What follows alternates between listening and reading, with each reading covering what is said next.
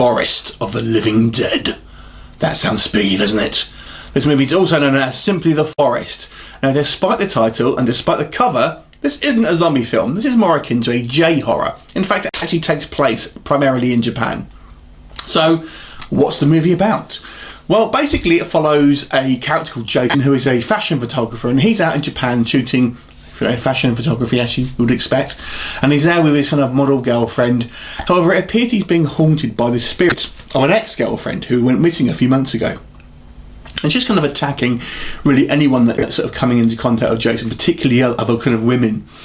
And there's a variety of kind of supernatural attacks, and these kind of other sort of women, other models and things like that, people who he works with are getting injured and, you know, even killed by basically this kind of sort of spirit, this sort of vengeful spirit, who seemingly, despite being American, has somehow kind of been influenced by Japanese culture. Don't know. And add to the fact that you have this kind of Interpol agent sort of, you know, chasing him up, basically. Now, I'm just going to go on a little bit of a side note here. When I watched this movie, I noticed one thing. I was like, everyone says, oh, this Interpol agent, you're really good looking in real life. And I thought, I wonder if this guy's like the director or the producer or something behind the camera, because they're basically going on about how good looking he is. He's, you know, just an average looking guy, if you ask me. Have a look, even though he's uncredited in the cast, he is the director.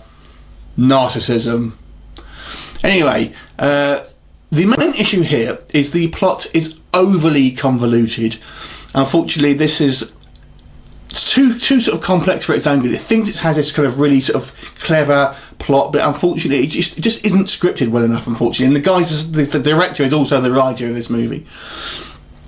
So unfortunately, it just comes across as too complex for its own good, kind of hard to follow. Some things just don't kind of really make sense to me, and we need to see more explanation in things. Like, for example, we have a character, the kind of the first female victim, this kind of model. We're just told that, you know, well, you see her kind of injured after this kind of first supernatural attack, and she thinks she's losing her marbles and maybe it's hurt herself. And then we're just told she's up and left and gone to Fiji. But I think, is that real? Has that actually happened? Or, oh yeah, she's kind of mutilating someone. It's like, well, surely we should see this sort of stuff. It just doesn't make sense when we're sort of told it by just kind of someone else. We need to kind of see this. So, unfortunately, it doesn't help itself with this kind of very sort of muddled plot. There's lots of kind of conversations on the phone talking about political shenanigans and stuff like that. You've also got Michael Madsen here as really the only sort of star power, but he's pretty much just slumming it in his office, sort of taking phone calls from this kind of this field agent, basically. So the plot here is going to be the main issue I have with this. Now, the other area what I think we'll talk about is the acting. The guy who plays Jason, I guess the main character, isn't too bad, but the rest of the cast are pretty poor.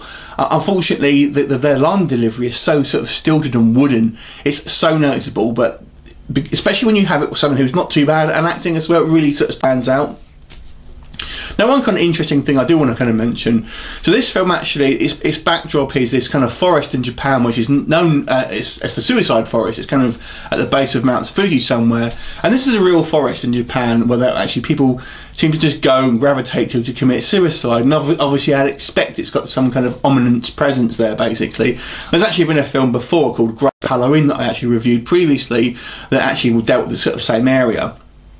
Now, I have to say, there are some spooky effects here. The kind of the female ghost is kind of got this plastic bag on her head, and they kind of use video effects to kind of make her sort of freaky looking.